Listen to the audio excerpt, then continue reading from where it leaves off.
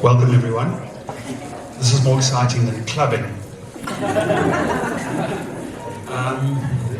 I was going through the program for the 2019 event, which was 2 years ago in October. It was held at Piers Swanepoel's building in Melville Road. Little did we know within a couple of months that our lives were going to be turned upside down. I doubt that there's anybody in this room whose life hasn't been absolutely knocked sideways. I would like to welcome you all. Some of you may not have been out. I've already been to Romania and Brussels. Sorry. Not sorry. I only went to Romania because when I was a child, people would say, "What are you doing for the holidays?" And you would say, "I'm going to Romania." So I need to deal with the housekeeping issues. You will need to show your VAC card when you get your prize. If you don't have a card, no prize. Like I would care. The exhibition is upstairs. Please don't hesitate to go upstairs and have a look. There are 4 emergency exits on this plane. One here, that's for me, and the other 3 are for you. Somewhere over there, somewhere over there. The photographs will not be taken when you come up. They will be taken afterwards. So please do go. We've decided that the best space is because the photographer wanted the bottles, but I'm not into bottles unless you can drink them, and they're for the Pharmaceutical Society. So we're going to do them immediately outside the front door, which is much more architectonic, which Alfio Teresi had always planned for. I'm so excited about tonight. I mean, I was going to say that you guys were here only because of your CPD points. But it's not even that. I think it's probably that you're just so excited to get out.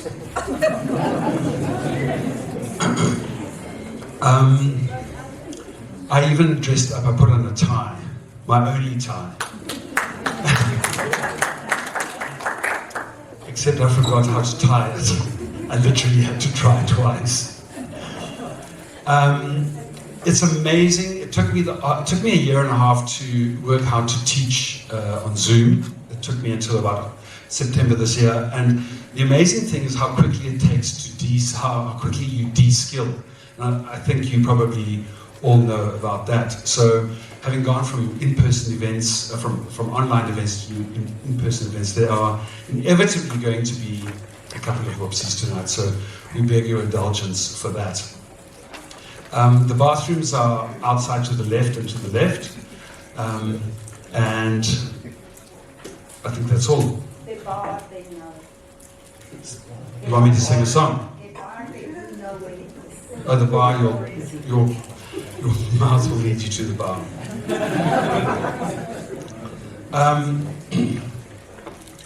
We have obviously lived through an incredibly difficult time. So we would like to spend 30 seconds just remembering. I'm sure everybody knows somebody who has succumbed or had a very bad time during the last 18 months or so. So for 30 seconds, if we could just remember those people, please.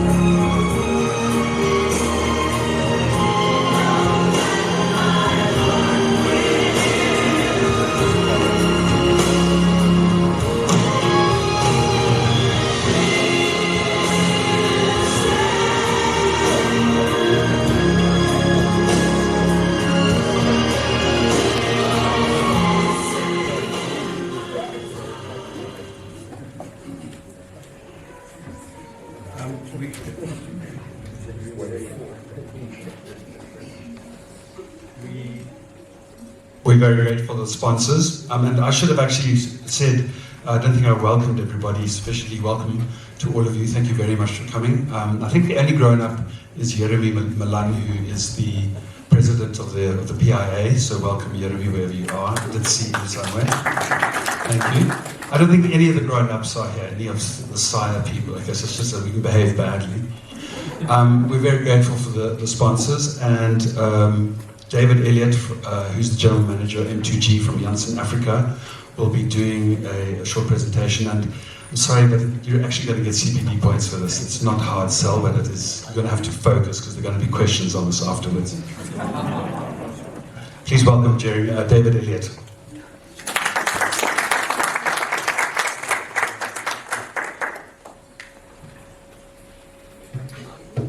Good evening, everybody. It's great to be with you this evening. And I must tell you, and thanks Hugh for that moment of silence. I think all of us have suffered something. I lost my own mother this year. And I'm sure all of us in some way have felt some of the challenges of this time. And especially those with work. I think that's a significant challenge, and it's great to be in an audience that generates work. And obviously you need developers and you need budgets, but there's a lot of creative talent in the room. So I want to just very briefly tell you a little bit about who we are. So I want to ask you a quick favor before I start. I'd like you to raise your hand if you do not know who Janssen is. Just raise your hand. Okay. That's the wrong answer. That is a great answer. So some of you are wondering why Janssen is here, and you've answered your own question. So it's quite simple. I'm going to tell you who we are, and in doing so, before maybe doing so, you'll see in your gift bags there's a magazine, and there's a little postcard, and the postcard has a very large iconic door on it from Belgium. And we're a steel distributor of Swiss systems, building systems. And you'll see that door that you see, there's a double door with a door leaf size of 6 meters tall by 3 meters wide. So that is why we're here, because in South Africa, many of you as architects and designers, fire engineers, and facade engineers have had challenges with iconic large doors, typical large doors or slim doors.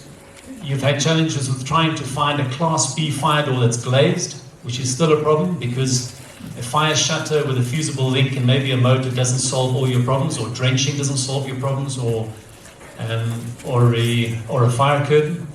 And that's one of the reasons that Janssen in Switzerland decided to invest in South Africa. And then also with heritage systems, we've got some great steel systems in the country as is, but I think over time with those who run the steel mills, maybe all the metal workers that I visited, they find the tolerances are not quite what they should be, and they have complaints from guys like yourself. And they still fulfill a significant market need. But some of the challenges they've told us is that they don't have integrated gasket raceways, so they have to stick on gaskets with self-adhesive gaskets. To ensure they get a weather seal on the outside and an air seal on the inside. And then also things like the glazing beads, where they have to use a PVC glazing bead or not a bead that's integral to the system. And then also what they said they struggle with is when you guys are looking for a steel look, that kind of chic retro look, and you want it to be double glazed because you're concerned about energy, and then the T-sections are not deep enough, and then they have to weld them, and it's quite a lot of effort. And I know you guys don't tolerate the nonsense, but actually those guys go to the galvanizers, the thing comes back like a banana, and they have to try and manage it. So we heard about these challenges, and that is why we came to the country. So this is in Oberit in Switzerland. For those of you that have been there, it's the canton of St. Gallen, and that's our head office. The company basically has 3 divisions. And the one is in the plastics industry. You all know Geberit, being architects, and the guys who manufacture the plastic piping for Geberit is Janssen. And then many of you drive Western European cars, and most of the steel safety tubes in your cars you don't know, but you actually use Janssen products every day.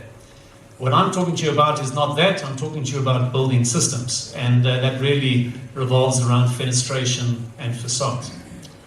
So I'm going to tell you a few things. I'll see what appears on my screen. I think I might have missed a slide. Just let me go back. We said we're having some technical glitches. Apart from the fact that I grew up in contracting and feel like a fish out of water, I also grew up with Bill Gates and not Apple, and when I passed it to you, I don't know what he did. But anyway, never mind. There was a nice slide before you got hold of it. And I'm going to tell you about the slide if we can't find it. No hard feelings. So this is from Finland, but this is a typical slide. McKinsey's got the same, where you see construction productivity flatlining over 50 years. And I know you all get frustrated on building sites, but you all understand the complexity of delivering a prototype by hand. So why is that? Here it is. My apologies. Okay, so this is one of my favorite buildings because in 1930 this building was built in 14 months. Not sure if you're aware of it. It still blows, every time I say it, it really blows my mind. So that's the Empire State Building in New York, New York. And this photo was original photos taken over a 6-month period. This is at the top, if you can read, June in 1930. And on the far right-hand side, November 1930. That is unmatched to this day. So let me ask you as architects why we haven't been able to build as fast as they built in 1930. And I'll tell you why. Do you notice I have the power? So one thing funny, I need to mention something funny, sorry you. But every time there's going to be an architecture practice and the principal says to his staff, guys, can we please get together, we're having staff photos, and you can wear anything you like as long as it's black. It's a true story, it's like Henry Ford.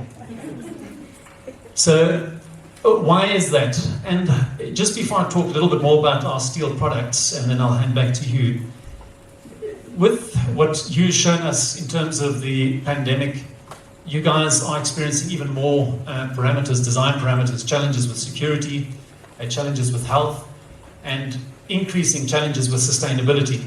And we all know that your budgets don't always match those parameters, so the challenges are quite real. Now, something that, this is just my view, and I've pictured it like this because I'm a strong proponent and very passionate about mass timber. And I started a local group in South Africa to drive the demand for mass timber. And some of you might be aware in Milwaukee, there's a building which will become the tallest building in the world called Ascent. And all the structural framing is mass timber, GLT timber posts and beams, and CLT floors. So I've put trees here because that's the only renewable structural material I'm aware of. But for you as designers, choosing your products is what affects so many things apart from sustainability, especially the speed that you saw in 1930, and I'm sure many of you have already guessed where I'm headed. What does the future look like? This is David Elliott's view as a contractor, so you can take it with a pinch of salt. But I believe the future is design-centric. And we've seen guys trying very hard over the last 10 years to try and bring BIM into mainstream, and we all understand some of the obstacles to collaborative design. The one thing for sure is we're going to see an increase in DFMA. Is anybody familiar with DFMA? Any volunteers? What's DFMA? I have to keep you engaged in case you fall asleep. I know it's Thursday. So it's design for manufacture and assembly. And a little while ago, I see Anthony sitting there. I talked to him about a job that Shop Architects did in Botswana. And I wasn't aware of this at the time. And they said, Dave, look, do you know how to do mass customization? I said, for sure, as every South African would say. I don't know what they were talking about. And they had this huge building in Gaborone, and they had 10,000 units, and they were all different. And Luke was actually one of the draftees on the job doing some of the work behind the scenes. And they said, look, you do a computer model, and then what you model is what you fabricate. So hence, what's called the level of development 400, that your software, not like Revit, it has to be able to be accurate enough to build from. So in the future, as you work more with contractors and trade contractors, you're going to be designing for manufacture. And just out of interest, Shop Architects many years ago created a division called Virtual Design and Construct. because the trade contractors weren't developed enough to deliver these complex facades, so they actually assist them with creating fabrication tickets. And then this you're familiar with, the 3D and parametric side, and you know what that does. And then with the DFMA and the parametric, obviously the fourth industrial revolution, we see robotic production lines in the automobile industry, the aerospace industry, and we're starting to now see it in construction. So design-centric is definitely the future. Whether your fees will increase, I'm not sure. Manufactured off-site. I think this is another thing where we have a lot of site constraints. Apart from construction traffic, there's many other reasons, especially quality control, why manufacturing off-site is so important. I'm not going to dwell on these things. And then the key thing in terms of one of the things I wanted to mention was sustainable materials and methods. And for us, the steel, I've actually just received a letter from head office saying that 23% of our steel is recycled. But it's difficult for them to manage that because you've got steel coming from, they can't manage where that steel gets recycled and how it works.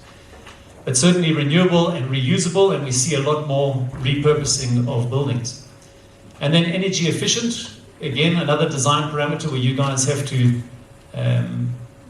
design to, and carbon neutral is becoming the new holy grail in buildings. So what we did is we created a showroom in Cape Town, a funky showroom with some finished products, and it's available virtually online. But this is not what we actually do. We are just steel merchants. So we sell pieces of steel. So to ensure that you would become happy customers, ultimate customers for your clients, we had to go around the country, and I visited lots of factories with Luke, and put an accreditation program together with the Swiss to help accredit local metal workers. And as you know, over the last few years, aluminium contractors kind of dominated that fenestration space for maybe 4 decades, I suppose, or 5. And for the steel guys, they either became artists or kind of windows low end, and then a few niche guys still exist, but a lot of them do volume and not quality. So we've been developing guys, and they finish off with a pilot project before we accredit them. Just something that we help them with is obviously software design and estimating software to make their lives easier. And for you guys as designers, we have CAD objects. We've got Luke sitting in the office as technical support, providing, including all the BIM items. It's registered on BIM object. So those the products are available there, including all the specifications, and for the QSs, the bill speak. Why steel? This is not for engineers, but just something interesting. As designers, you prefer slimmer sections, and steel deflects 3 times less than aluminium. It's a broad statement, but generally true.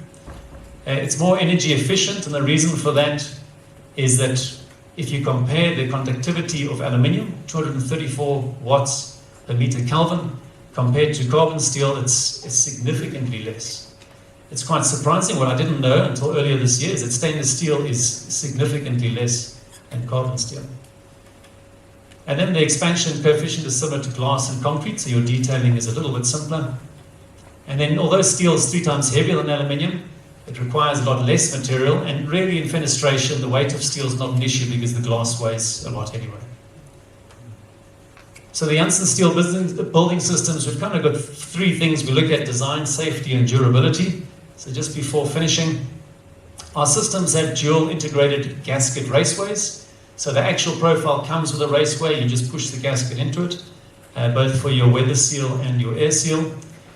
The steel fenestration allows you to no longer have the aluminium dry joints that you typically get, and sometimes lead to problems, or sagging doors. And then the design flexibility of the system, as we mentioned earlier, you can do large scale slim doors and other iconic elements. And then also heritage refurbishments, where you're looking for, the old French kind of rolled head, and but you're also looking for a double glazed product. And the guys, some of the architects I've spoken to have said they've got great metal workers, but it really is difficult to get that thing to site and watertight, all that kind of stuff, and looking good. So our systems make that a hang of a lot easier now for the metal workers. And then obviously just what I described, the retro chic fenestration, both commercially and residentially, but with performance parameters. So we have steel systems that are not insulated, and then steel systems which are insulated. and then a wide range of glazing beads from steel and aluminium for the various aesthetics. Here you can see a typical welded joint and that rolled head I was talking about in the French window. We also have 3D hinges that the fabricators allows them to adjust the hinges after fabrication with a little oil reservoir on top. On the safety side, we spoke a little bit about this. It's all tested to European resistance classes against burglary and bullet and blast resistance. And all the glazing beads are internal, unlike the aluminium systems, which are outside. You can actually just pop them off. So the beads are all from the inside. On durability, it's all been Swiss engineered, and they are beautiful systems, and they're not the same price as the local systems. These systems are designed for niche markets or for specialized markets, and I'll mention that just in a second before I finish. So steel's about 2.5 times denser and therefore more durable than aluminium, so your scratches and things, you get a lot less of that. So just one of the things I want to mention is we've had a lot of architects asking us about insulated glazed doors, like your Class B doors, so we'll be testing with Corbusier at Fire Lab early next year. And we work with the European standards, and then we'll come across to the South African standards. So basically there's 3 things: integrity, and then radiation control, where you reduce the amount of heat transfer, and then actual insulation. And the Europeans are moving more towards insulation. In South Africa, our code kind of tends towards what we call stability, but the Europeans are tending, and there are good reasons for that, around first responders and so on, but Europeans are tending towards insulation. And then that just gives some of the ratings for the systems. And so there's basically insulated and non-insulated systems, and then there's commercial systems for facades and iconic elements, and I'm going to show you a couple of pictures before I finish. And then there's all the systems have resistance classes, and then some are specifically designed for AK-47s. And then, yeah, it's quite funny. I just want to tell one quick joke. In the factory in Switzerland, they're taking they've got this little table of nice hammers and a little chisel and a screwdriver, and they knock it according to the code, and they bend it a little bit. And I laugh, and I said to my colleague in Switzerland, I said, look, that's very cool, but in South Africa, they take a chain, wrap it around, and get a truck and pull it out the building. And he said, oh. But yeah, and then the fire-resistant facades, doors, and windows. And then just to finish off with 5 pictures, this is Hof Suurburg in Belgium by Frank Rota. And there you can see a typical, it's actually a country, a refurbished old country house. This is Maas Architecten, again with a private house with some typical folded elements. This is ALA in Norway. This is the Kilden Performing Arts Centre, and something to notice here, you don't see structural steel supporting our steel mullion. So where you typically get, and I was in the aluminium trade, you have a 400 millimeter deep mullion, but then when you look at it obliquely, it takes quite a lot of the vista away. And then that's a museum in Belgium, and I'm not going to dwell on that. Here's another one for Rotterdam Central Station, and again, you see the steel mullion acting as the structural steel. So you save on the structural steel, and you end up with a clean concourse facade. And I think this is the last one, and that's a bank in Spain, where you see the fire doors allowing the building not to be closed down with typical timber doors and so on. Thanks so much for your attention.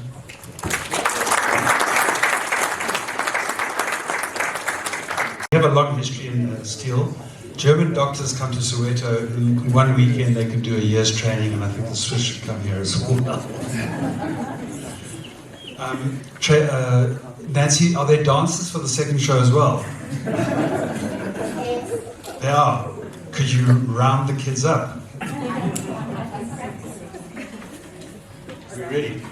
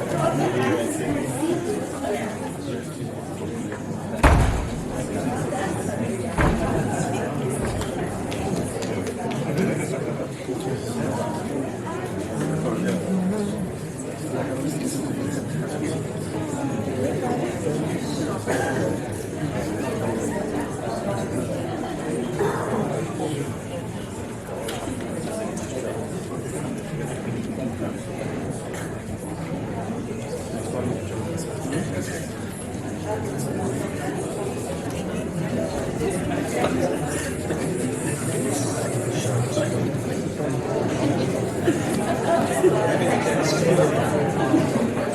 think I know. In fact, maybe we should get Yal to do some dancing. But what we'll do is we'll move ahead.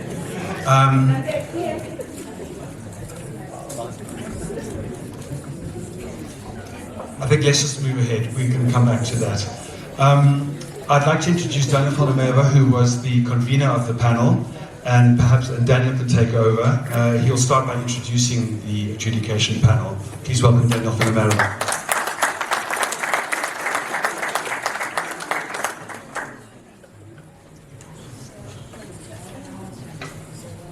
Hi everybody. Most of our judges are not here. I don't know if any of them are here and if we should call them up, but I just want to say, there's one. Any others? Is there another one? Hello. So I just wanted to say thank you to the adjudicators, to the judges for the time and the energy. I think our fellow colleagues don't always know, and those of you who've been on judging panels would certainly know how much time and energy it takes to do this kind of work. And the debates, look, it's fantastic because you manage to go into buildings which you never can, and you can see things which people normally don't see. But it certainly takes a lot of time and a lot of energy to go through the whole process. So I would just like to say thank you to Anna Mankis, who is from Visi magazine, Professor Amira Osman from TUT, Clarence Chakipande, who is one of our previous presidents, Hugh Fraser, and Dr. Judith Ojo. I just called her Judith, who is a brilliant academic and who was also part of our panel. So thank you to our judges for giving us your time and energy and insight. Thank you.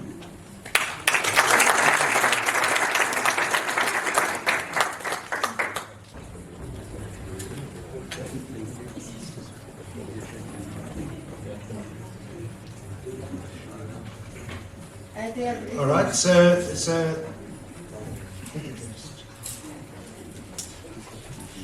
okay, so what we did this year is we decided to broaden the scope of the traditional kind of the normal awards that we've been giving over the past, but also to introduce the People's Award, which allowed people to vote for the most popular or favorite eye-catching project. And we ran it through our Instagram and through our newsletters and Facebook and all the digital platforms. And so, without much further ado, I would like to announce the Element Library in King David Sandton.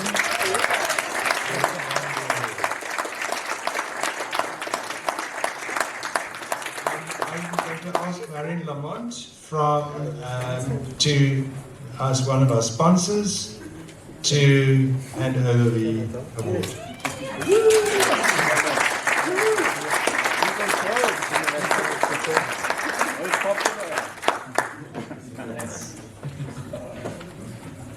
What are you running for president?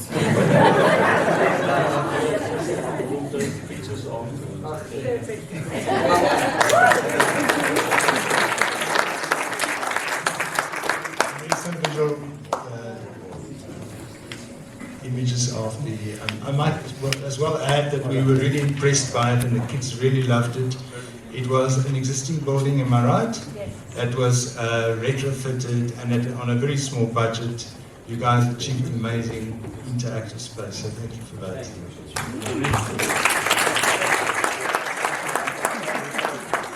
We are going to have an address by the President, Crane O'Neill, but before that, Pretoria is very jealous of Joburg's architecture. So a couple of kids of varying ages submitted in Pretoria. So there's going to be no commentary, but these were a couple of traitors, very good architects from Joburg.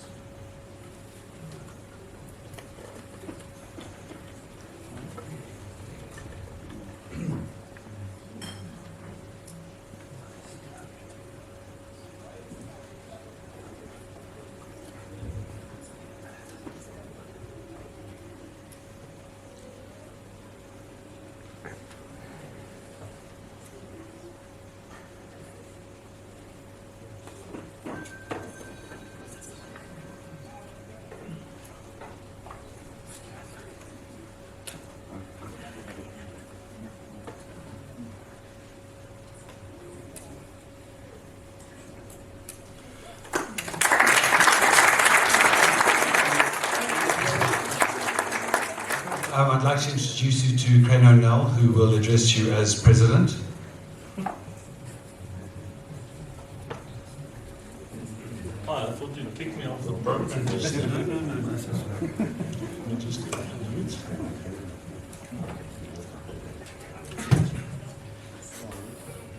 What a pleasure to welcome you all here tonight to this prestigious event in our 121st year of existence. We hope you enjoy some of the benefits of our new home, which is in this building, and to see you here regularly. I've heard at many functions, all protocols observed, and I hope this incantation will save me from any incomplete list or gaffe, and I'm going to keep it very short. We are really here tonight to witness and acknowledge the work of some of the best architects on the planet today. I don't say this glibly. I say this wherever I go in the world, because I believe that there's a spirit happening in our country, and we deal with changes and dynamics, and we have to work at a tenth of the budgets of our other counterparts in the world. So we really are an amazing group of architects in South Africa. And of course, here in Johannesburg, we are the particularly can-do lot. We can do things. We have a sister VA down in the south, which sometimes tell us that they are older than us. And I say, yes, but by 1 year. So we are a group of people that get together. We were formed in 1900 and we are surviving. The presentation about COVID, thank you for that. You just reminded me of all the things that I didn't know when I got elected as president. If anybody had given me that thumbs up, I think I would have sat out for the 2 years. But I'm very proud of what we've done in the 2 years, and we're on a mission to get to the top. Whatever the current on the edge political, health, or political, economic, or health situation or crisis is, we produce in Johannesburg buildings of great artistic and technical excellence. And I believe that would be the envy of richer, and I use the word carefully, staid countries. I'm not sure if they're worn down by their history or something, but we seem to have short memories and many opportunities. So necessity remains the mother of invention. So I think that is something to consider. But just as the masters of modernism all had good classical training, we should never let the work that we do that is so new and innovative conceal the fact of the deep artistic and technical skills of the people in this country. We don't stand back for anybody. And to this we have to add courage and flexibility. I believe South Africa is leading the world in many ways, especially in our awareness of community architecture as well as sustainable architecture. And this is partly because we have to. We've seen South African architects flying in the world. I mean, we recently had the youngest people ever to do the Serpentine Pavilion in London, and the youngest architects in history. South African group of ladies, and you know, it was revolutionary. Apparently the feedback is now that everybody's looking to them saying, why haven't we been able to think like this? You know, so South African architects are really storming the international scene at the moment, and we're very happy to be part of that. But let me not go too deep or say too much, other than I hope by the end of the evening you'll agree with me. So some points of news and clarification before I hand over again. We have two new categories this evening. One is the Client of the Year Award, and then we have Small Practice, Small Budget. This is particularly to encourage our smaller members working on smaller budgets. You do amazing work, and we want to see it. We don't want it to be the elephants in the room only, we need some rabbits as well. So the other exciting bit of news is that Gifa has been working with the Johannesburg Heritage Foundation and the Egoli Heritage Foundation. Egoli Heritage Foundation was started by our dearly beloved Herbert Prince, which we lost in COVID. And he established the Coliseum Award. And we have, after much negotiation with the Egoli Heritage Fund and the Johannesburg Heri Fund, just become the new home of the rebranded Herbert Prince Coliseum Awards. So we will roll out the first of that awards early next year, March, April next year. And after that, it will become part of our 2-year cycle. And I think it's a nice niche which we haven't looked at before, and that is heritage and conservation architecture in our stable. I just want to say thank you again to Jeremy for collaborating with us in such a gentlemanly spirit. Since I've been vice president, we've taken a lot of trouble to bring our two volunteer associations closer together, and we are very happy that we keep collaborating with him. I also want to announce tonight that there's the official launch of our 7th committee, which I will, when I stand down in 6 weeks as president, I will convene and chair for the first bit and populate, and that is our Arts and Culture Committee. Now, he said you needed your vaccination certificate. I'm saying that you need to become a member of the Arts and Culture Committee, so before you can get your award. But really join us. Johannesburg is becoming a city for tourism. We've got the Johannesburg Art Gallery, we've got the Wits Art Museum, the new Johannesburg Contemporary Art Foundation, we've got the new Roger Ballin Museum of Photography. You know, it's becoming such a rich cultural place to be in Johannesburg. And we are very fortunate that most of these are designed by our members. So we hope to take you on tours that would be led by the people that have designed them, and also to work with the Johannesburg Art Gallery. We're working with them on an exhibition in the future called Lutjens at Lutjens. I don't know how many of you know that Lutjens designed the Johannesburg Art Gallery, and that Gifa, who was then the Transvaal Association for Architects, threw all their toys out of the cot because they wanted it designed by a local person. Okay, so we're saying we're going to build some bridges with the British, and Herbert Baker, who was very friendly with Lutjens. So all of that. Thank you very much, and without much ado, I hand us back to the program director. I'm sure. Thank you very much.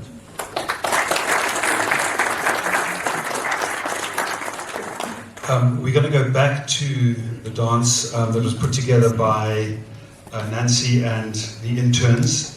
So if you can get your kids together.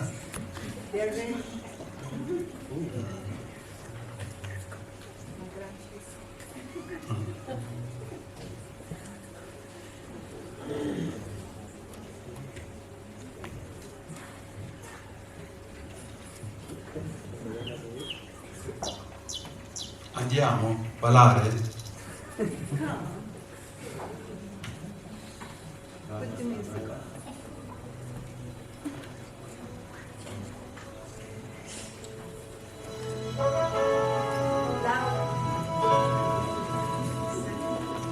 This is a bunch of white folk. This is as loud as it goes.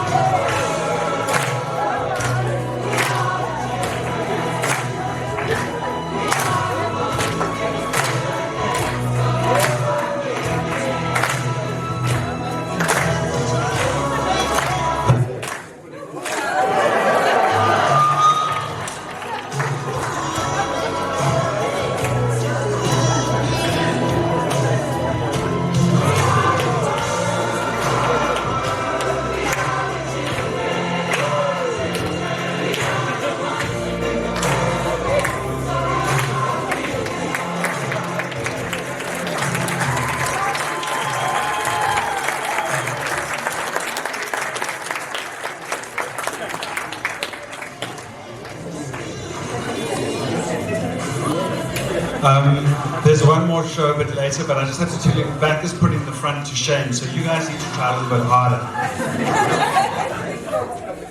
So we'll get back into the program. Daniel, if you'll come up, and we would like to talk about the research award.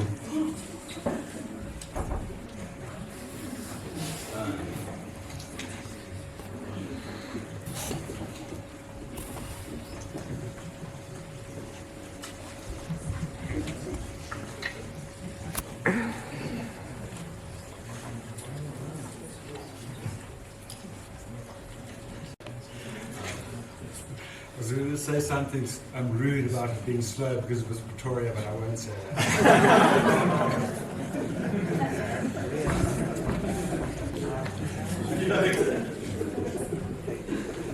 But at least you get to see them again. Yeah. Yes. So we usually have a special category for architectural research, and in the past we've had some really groundbreaking work, such as publications, that we've recognized and awarded.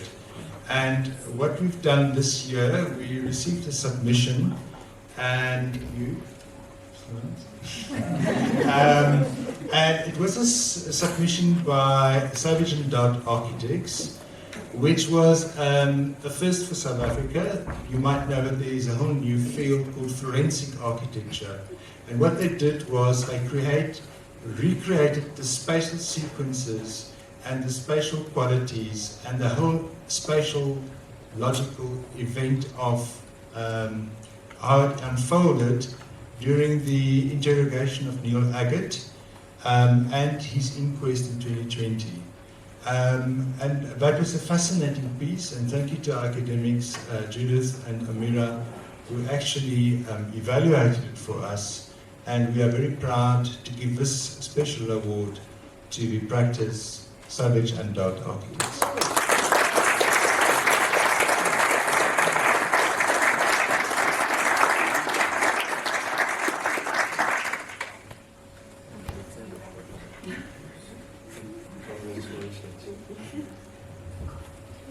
Don't forget photos afterwards outside.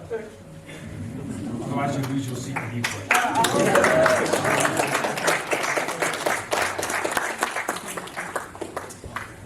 And then to brighten things up a bit, we ask our members to vote for their favorite client of the year.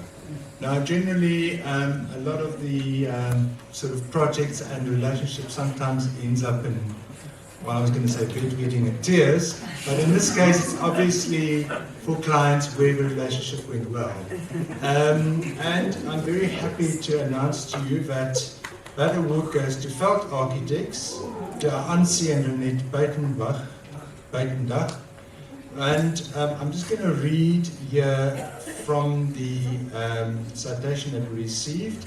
Twin sisters Ansie and Renette Buitendach discovered the architects, Veld Architects, in a magazine, and they got involved in the process seriously, directing the architects, for instance, to use local craftsmen for an authentic design within the architect's own ethos of. And to quote, "They have taught us to live louder and bolder and to design without inhibition. These sisters have vision, they have heart, and love being immersed in the design process alongside us." So to Veld Architects.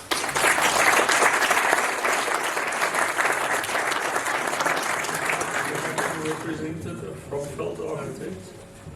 Well, who gets the award? The client or the architect? The architects will give to the client. Thank you. Another time.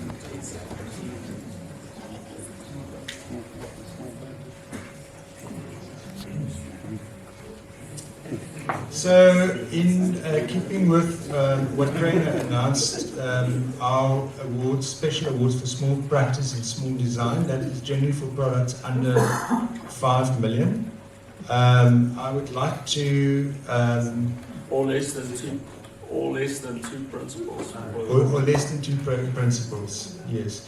I would like to call AOJ Architects and Interiors for Uberport, which was a very beautifully executed, literally carports, done beautifully and with great meticulous attention to detail, looking at the landscape, looking at the existing trees and the context. And it is well crafted, well put together, and I'm sure your fees did not really pay at the time.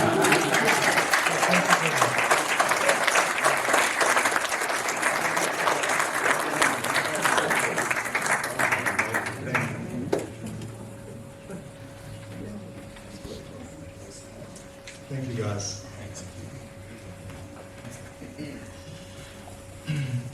Our next award is for the restoration of the Workers' Museum cottages in Newtown, and that goes to Mayat Hart.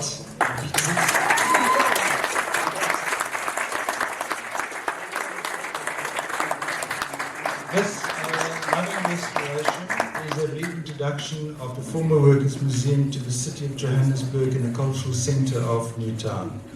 Dating back to the earlier 20th century, the building reaches into South Africa's rich history and offers visitors an experience of a relatively humble residence where the architects have gone to great lengths to touch the structure lightly aiming only to restore it to itself.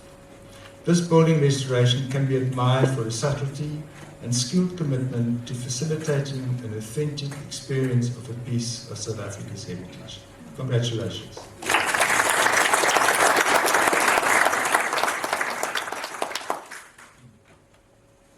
And the last award goes to Karen Hawkins Harrison for the infill, contemporary infill for a house over 60.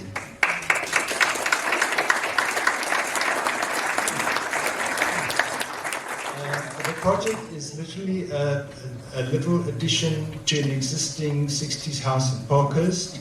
It was meticulously executed on a very tight budget, creating a little landmark, a beautiful little jewel, airy and light, and congratulations for that.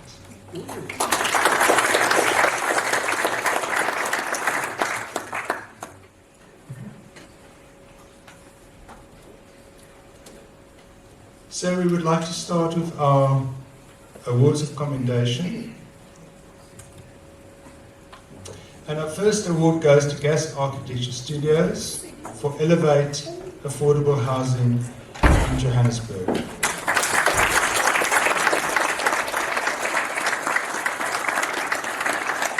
The building is an intricately patterned fortress containing a lively inner world in the form of a well-used skate park in the inner courtyard. The building executes the micro-residential units of 15 square meters masterfully, providing an excellent example of how small living spaces can still be convivial and include all practical necessities.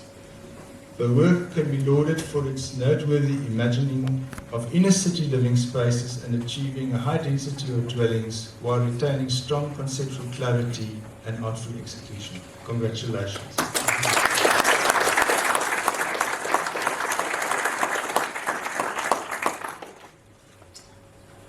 Our next commendation goes to Gas Architecture Studios for the Pines.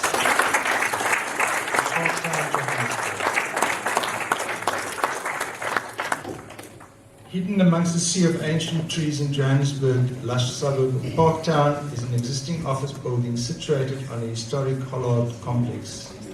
The building applies various principles of Feng Shui design, particularly strong geometric forms and rectangular proportions. It responds poetically to the surrounding historical context of the precinct, combining classical forms with the innovative application of materials which allows light, shade, and the picturesque surroundings to pour into the experience from the inside. The work can be celebrated for its revived approach to heritage and preservation, as well as inspired techniques of calibrating elements of classical and contemporary architecture. Congratulations.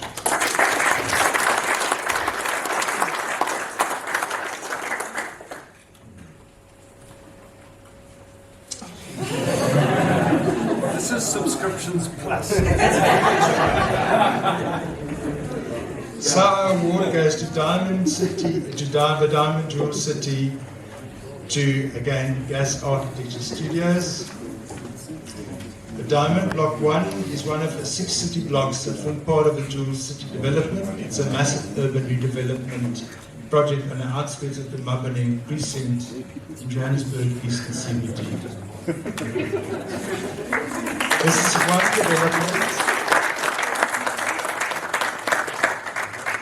This is one development in the series of 6 city blocks tasked with refurbishing existing office buildings into efficient apartments for optimal inner city living. Although substantial in scale, the treatment of the facade with simple colouring techniques softens the perception of the edifice.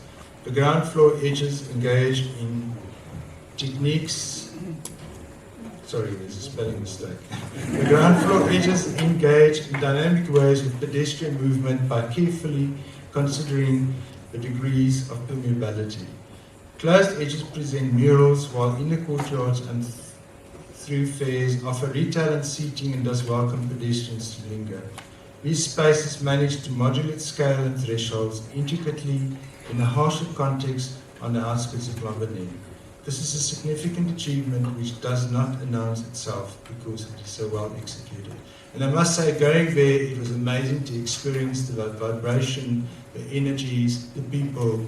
It's truly beautiful inner city to experience. Congratulations.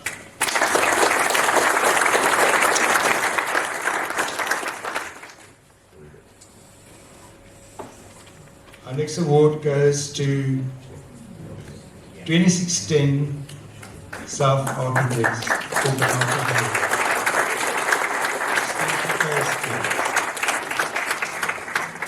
This is the second phase of an extension to a student residence that adds to the exciting builder's character and the quirky and contemporary charm. The building is laudably conceptually coherent in its people-centered approach.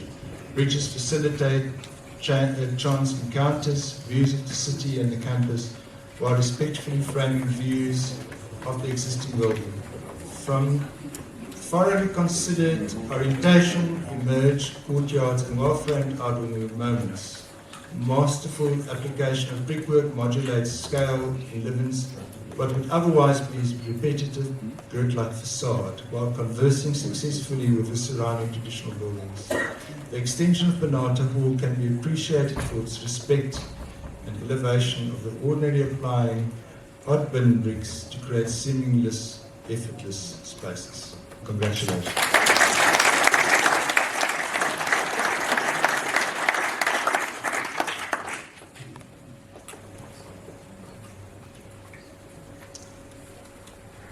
Our next award goes to Gas Architecture Studios for 19 AM editions, located in Braamfontein, Johannesburg. The striking response to the street edge through the transformation of the facade, as well as the controlled gradation from a public ground floor to private residence in the upper level, offer a template to inner city renovation developers. The addition has a light, airy openness, employing its structure to offer a welcome relief to the surrounding and relatively sealed monoliths. The building is an important contribution as it illustrates how careful attention to scale, attentive detailing and holistic facade resolution can facilitate an often elusive inclusivity. Congratulations.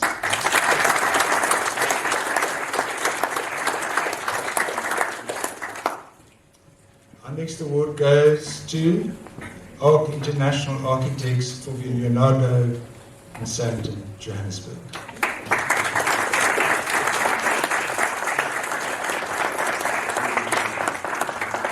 The Leonardo is bold in its simplicity. It is a remarkably honest building, maintaining an authentic presence and amid a sea of object buildings. The tower stands elegantly resolved, emphasizing its verticality with ascending, rhythmed, massing and unremitting glass edges, which also softens any severity of the monumental structure. The building commands respect in its contemporary landscape. It promises to stand the test of time by adhering to timeless principles of proportion, symmetry, order and geometry. The Leonardo is deserving of commendation for its response to internal flexibility, climatic efficiency and social factors as priorities, with the sleek resolution of the facade as a secondary factor. This approach, in the context of Sandton, is particularly courageous and its success thus worthy of mention.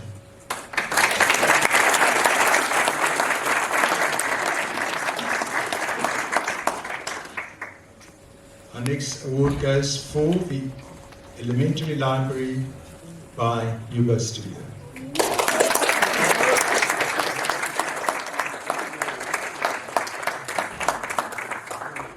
You're getting 2 awards tonight. Yeah, I need to. So the library uses are enveloped in elements of earth, fire, air and water which are embodied on each floor with a playful confidence. There is never a dull moment as the spaces encapsulate childlike wonder and infuse mundane activities with magic and a surprise around every corner. Children can read at the campfire, frolic in the waves with life-size sea creatures, or get lost in a forest of fairy tales, climbing into the clouds for or iPad pods to rest from their many adventures. The building can be commended for its commitment to otherworldliness through eccentric reimagination of classic elements of interior architecture and furniture design. Congratulations.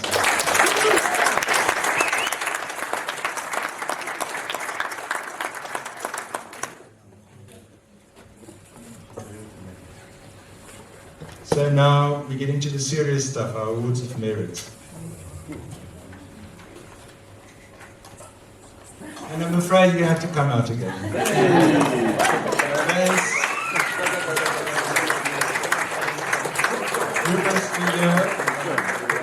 Each school and community center.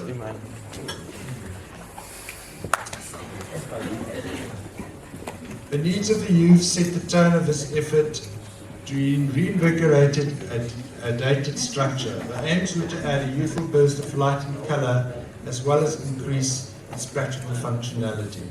The shul has been transformed into a state-of-the-art centre of Jewish life, while retaining all the ancient sacred rituals, such as the washing ritual facilities. The addition is a welcome threshold that wraps around a solidly protected inner realm. The internal programs are masterfully synchronized using geometry. The building can be appreciated for its impactful yet seamless transitions between the new and existing structures, each maintaining a unique identity while complementing its counterpart. Congratulations.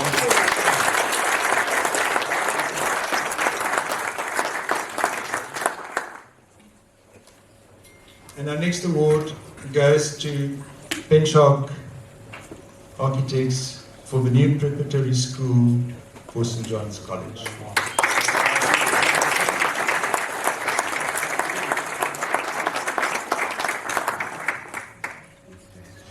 The building is an inspired interpretation of Baker's design principles, which convincingly achieves the coveted tension between contemporary and timelessness. This is attained through a well-controlled composition of volumes and an elegant resolution of proportions executed in contemporary tectonics. The building is the product of a sophisticated design process that achieves admirable conceptual clarity. The building can be praised for its understated execution of exquisite detail and expert appreciation and application of first principles. Congratulations.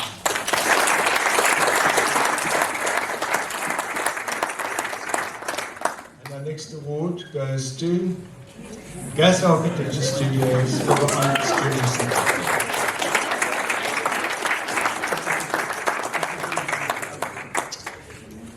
The Onyx embraces its context, offering respite in the form of a lawn to inner city dwellers and passers-by. The approach can be lauded for its generosity, optimism, and placing tangibly higher value on the outskirts of the Melbourne precinct. The enveloping form and playful contemporary elements of the courtyard-facing facades counterbalance the austerity of the 13-storey edifice, while the transparent ground floor additionally welcomes the community into the space. The building not only achieves affordable inner-city living, but provides options ranging from the micro 16 square meter units to 50 square meter family units. The Onyx can be celebrated for its open gesture, to its context and people-centric approach, which manages to bring together artful. Congratulations.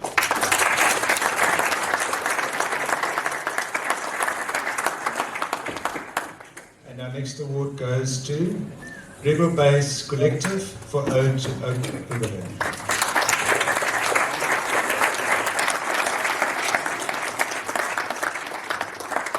This is an edition in the Country Club of Johannesburg, based in Auckland Park.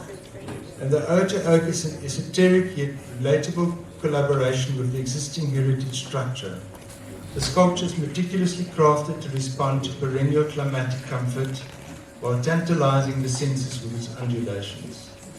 Only master craftsmanship could produce this form, which the architects referred to as handmade. The resulting atmosphere is surprisingly easy, directing views towards the lush green landscape gardens.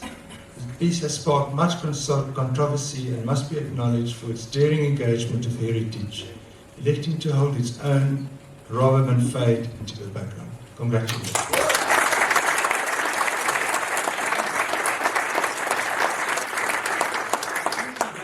spelling mistake, but only in South Africa can it be owed to an oak.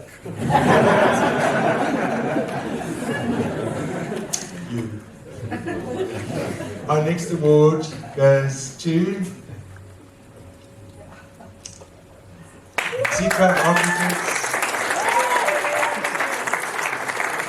for the West Transformation and Development Center. It's located in a very hardcore area called Westbury of Johannesburg for our Pretoria visitors. And I believe it was quite a challenge to undertake. The building combines poetic, controlled application of architectural elements with an artistic sculptural quality. This combination gives it a landmark presence while convincingly resisting becoming an object building.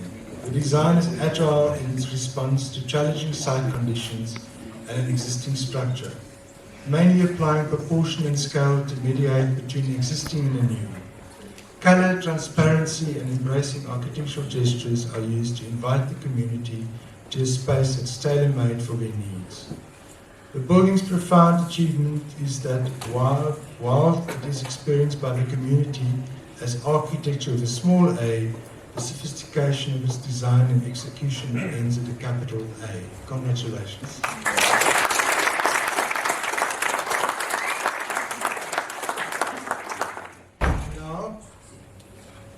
This is now the real stuff. Our awards of excellence. Our first award goes to Arc 3D Studios for House Harris.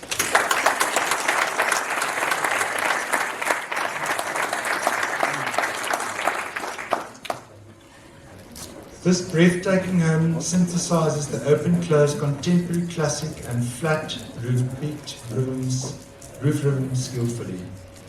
This sealed hard-edged perimeter contains the light and transparent heart of the home. A developed material palette gives the space depth and richness with added variety when the sun pours into the grand glass facade. The beauty of this generous home is achieved all while remaining totally off-grid. This residence can be celebrated for ticking all the right boxes in terms of sustainability, striking appeal, conceptual strength, technical execution, and practical functionality. Congratulations.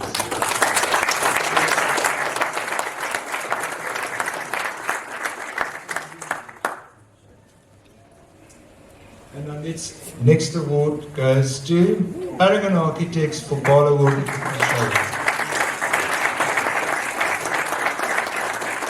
I'm sure you've all seen the building on your way to the airport.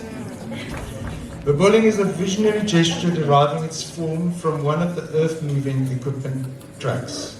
The elegant curves frame thoughtfully proportionate spaces. The building is an interdisciplinary feat combining the technical expertise of architects, specialists, and notably the client's contribution of equipment inside, which would go on to form the heart of the concept. The building can be appreciated for its stunning rendition of contemporary architecture that manages simultaneously to retain the old, striking form in its marked upgrade of the showroom typology. Congratulations.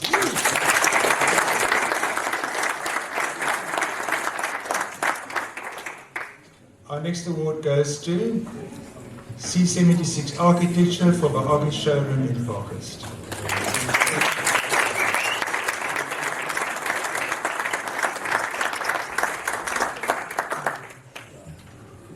This enamoring structure pays meticulous attention to detail and craftsmanship. Cleverly contrasted layers of brick, light, glass, steel, plants and wood frame the materially rich journey throughout the spaces. Light washes over and peeks through the surfaces at various moments and in different ways, adding even more complexity to the spaces. The imagery of layering is pushed further in the artful ordering of thresholds between particularly the inner and outer realms. This building can be admired for an awe-inspiring achievement of conceptual and material coherence. Congratulations.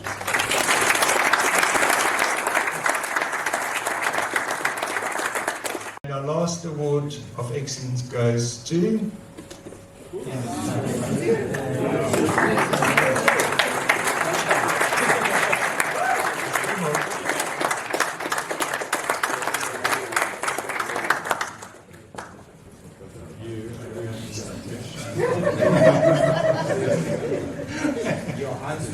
Sorry, I didn't put this together.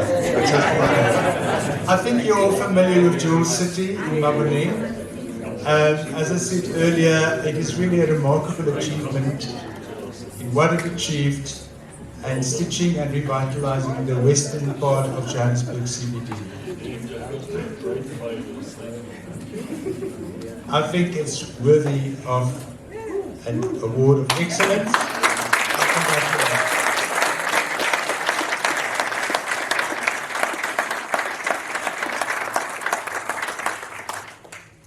And last but not least, goes to the Functional Architects for the Bank and Rosemary.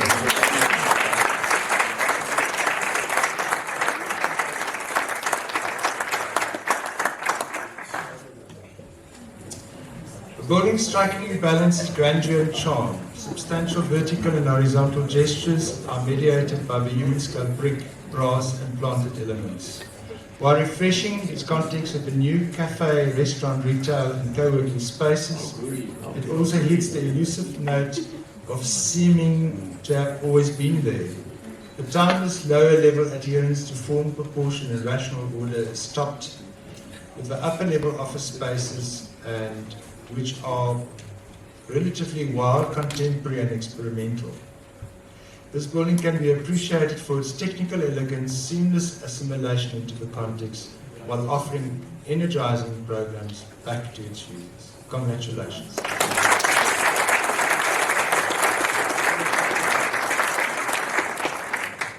Thank you.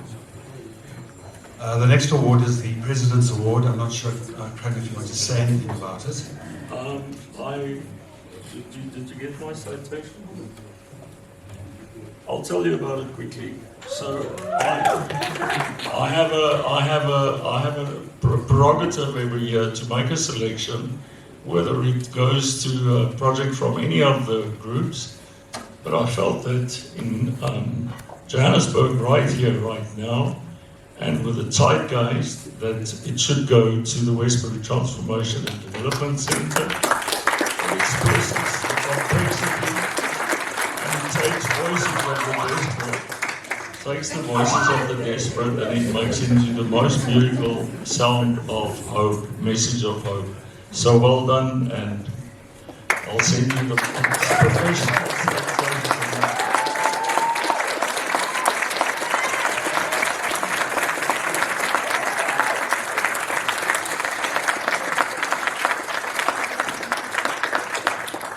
And how do you agree with me? Yes. Best architects on the planet. Thank you.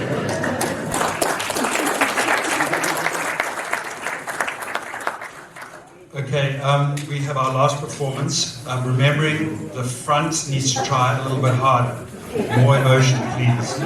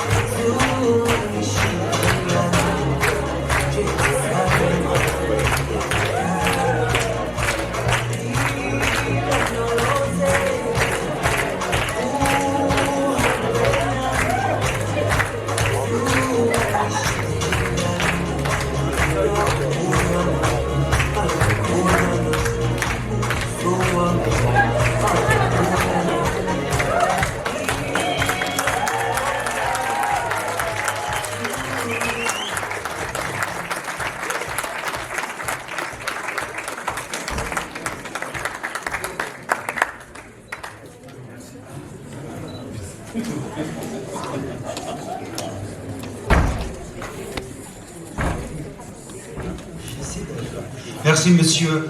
Vous avez la cuisine, mais nous avons la danse déjà.